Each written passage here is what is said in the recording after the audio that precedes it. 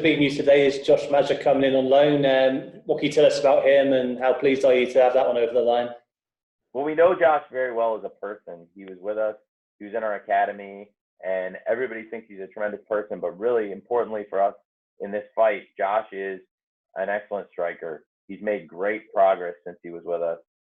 We followed him closely. We played against him at Sunderland and followed him very closely at Bordeaux. And Scott and I, going through the players on a daily basis, Josh came up very often as somebody we thought could be additive. We had to make a deal that would fit within our FFP constraints, and we've been able to make moves in this window to open up space where we have more flexibility financially, and we were able to bring in a great player in Josh, who we think can really help us this season. Tony, good evening. How are you? Good. I'm well, Jeff. It's great to see you. And you? And you? I mean, literally, just the window closed, hasn't it? Yeah, I mean, we're just through. It's been a very busy January, and January is always a tricky window. But this is an especially difficult January with the impact of COVID-19. We've made great strides, I believe, since the summer, and from the promotion team, we've added a lot of players. It's in the summer, and I was really excited to watch how the squad would gel, and I think the squad's made huge progress since the summer window closed. And I really believe anybody who's watched the matches has seen the team is very close, and the great strides they've made since we've added players. And I really believe in that squad. So in this window, Scott and I were very aligned that we are very tight on financial fair play. And that was the theme of the moves we made in the summer. We brought in players with great pedigree from top clubs, and we knew that we were going to get the best players we could possibly get. There's some examples, like, for example, Antonee Robinson at Wigan wasn't necessarily a top club at the time, but there were big clubs in for Antonee Robinson, and he was going to demand, command a big contract and a big investment. And there were multiple other, players with big offers, and multiple players with big clubs that we signed, clubs from the Champions League, PSG and Lyon, and huge clubs, Leipzig and Chelsea. And so we had to really find a way to get all these big players into the squad without damaging ourselves irreparably on FFP, where we could face sanctions. Because the last thing I'd want is for us to end up with some kind of a future point deduction, or the kinds of things we've seen that have happened to some of our former competitors, teams that were around us when I first got here. And I've really always tried to manage FFP very closely in these years, while still investing in the squad. And nobody enjoys investing in the squad more than I do. I think we made good moves to the club, got out players who weren't necessarily playing for us a lot. We've got 6 figures in wages out per week through loans. So, Tony, obviously, as you say, financial fair play and being compliant, it's absolutely vital. So if you just indulge me, somebody who doesn't really know the ins and outs of FFP, I understand that it's even harder for teams that have been in the Championship in the last 4 years. So if you just give me a bit of insight into what challenges that does present, please. It presents huge challenges. You're absolutely right. It is tighter restrictions and effectively less room to maneuver for teams that have spent time in the Championship, which we have in the last 4 years. And so that makes it more difficult. But then it's further compounded when you add that our promotion season here was the year of COVID-19. And hopefully there won't be many more years of this sustained impact of COVID-19, but it definitely had a major impact on this season. And for us, it's made it more challenging for us to know exactly what numbers we need to stay within. I'm still not sure whether or not there will be additional relief from the league, but I can't assume that they will provide additional COVID-19 relief. I have to assume the worst. And so without knowing that, and again, like you said, with the difficulties that the teams being promoted face, we've had to face tight constraints. And that's why the moves we've made, like I said, we brought in Antonee Robinson on a pretty reasonable fee, and got a player we believe is a top player, but didn't have to pay a huge transfer fee. With Tosin, very similar. We got a player we believe is a top player. Again, we paid a bit what we thought was a very reasonable fee and got it down leading up to the deadline to where it came down a lot. And it was a very reasonable deal we made, I thought, a great deal. And then the Anderson deal I would talk at length about, but the deal we ended up making was very financially fair for us, and a 1 million loan fee. And then we ended up bringing in Kenny Tete, who's a top player from a top Champions League club, also like Anderson at Lyon, and ended up getting a permanent transfer for him for what I thought was a very reasonable fee, and I was very quick and eager to do. Yeah, and then also brought in Ola Aina from Torino, and he was again at a big club and had experience at big clubs and considered a really vital part of our transformation. And then Alphonse Areola has made major contributions and been very important to us. But again, coming from PSG, this player was on one of the biggest wages Fulham's ever taken on. And it was, I think, for good reason, because Alphonse Areola is really a great player. And so Areola has made a positive impact for us. And again, coming from a big club. And we've had, now that's just talking about the back line and the defense.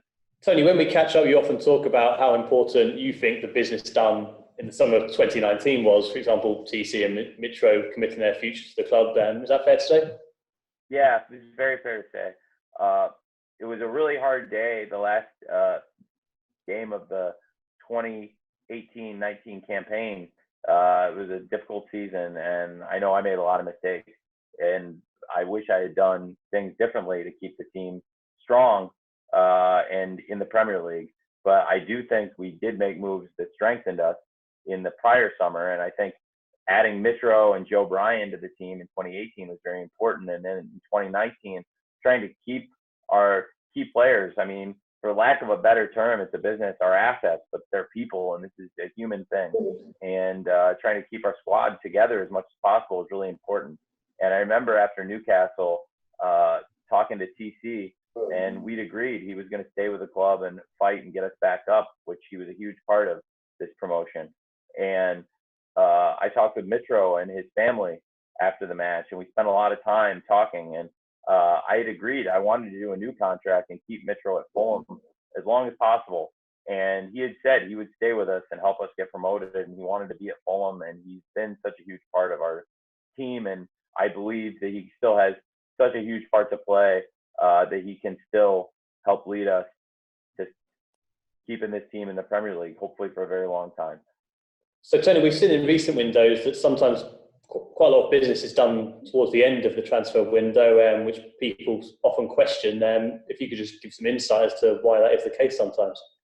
Yeah, absolutely. I think there are some really good examples of that and why we've done the business late many times, and why other clubs do too. To give everybody the perspective of clubs negotiating with each other, everybody has people that they really want, and if they can get their top targets, they're going to take their top targets usually right away. But it works both ways. The player it may not be the player's top target. The club might think they can get more money from somebody else. So everybody is essentially often doing a dance around each other. And sometimes these dances just get absolutely ridiculous. And other times there's teams that just don't want to negotiate. And then all of a sudden, when it comes time to the deadline, they realize, look, I'm not going to get anything unless I negotiate with somebody because the player's going to be out of contract, things like that.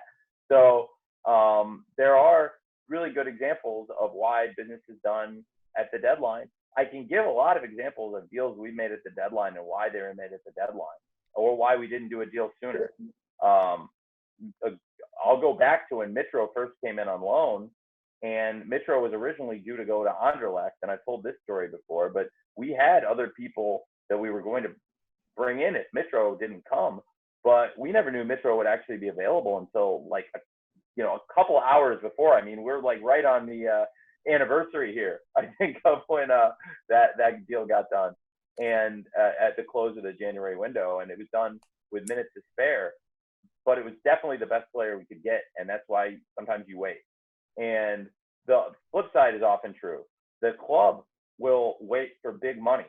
And sometimes it's just not going to come. There's sometimes you hold on your price, and that's your price, and you're going to stick to it. There's some deals that are like that. And there are other deals where you see people make a lot of movement at the deadline. Anderson's arrival is a great example. We had been looking to add defenders. I was the first to say and the first to hold my hand up that I needed to do my job and get defenders in here. But the problem was we wanted to get the best people. The best people were not available, and I wasn't ready to give up on them. In the case of Anderson, he was a top target for us. And we had other people lined up in case he couldn't come. But within a couple days, he was still not available. And it was a kind of a thing where if you paid $30 million, he would be available. But they just said he's not for sale, honestly, and we're not interested in talking to you. And we kept calling back. And 36 hours out, we were at a $5 million loan fee. And I say this now with it being public knowledge that we paid a $1 million loan fee and then a good fee if we stay up also. But that was our financial fair play situation. I couldn't in good conscience do that. And it's not me being the owner of the club and trying to be tight with a buck or trying to save money, because I really care about investing in the squad. And if it's going to be the best player that gives us the best chance of fighting our way up and staying in this league for a long time, then I'm going to do it. But in this case, the difference in the money from what we were talking about was so far apart that it was worth the fight. And it was also worth waiting to get the player in. Today, we had to get as much done on outgoing players to free up funds to be able to get players in. And I really believe in not jeopardizing our standing with the league and jeopardizing our future competitiveness with sanctions they might impose. That's really interesting to hear, and it's great to hear your insights. And you seem very confident for what's to come in the rest of the season and beyond. So that's all positive. And just thank you for your time as always, Tony. It's great to see you, Jeff. Like I said, I'm optimistic. It feels a lot like it did when the team was coming together 4 years ago, I believe. And I look at what we're doing, and I believe that if we stick together, if the players keep fighting the way they're fighting, we're going to get results. The guys are trying really hard, and we're getting great efforts from great players, and they believe in this. And everybody's rallying around Scott. Everybody's rallying around this squad. And I just think now is a great time for us to make a run. And I think no matter what happens, we'll get through this season together as a family. And I'm very optimistic about how it'll end. And I think we've made great strides over the last couple of years as a team. And we've reached, really, to me, our strongest point is the strongest the team's ever been. And we have a great chance to compete now. Good stuff. Good to hear it, Tony. Thanks again for your time. Thanks, Jeff. Good to see you.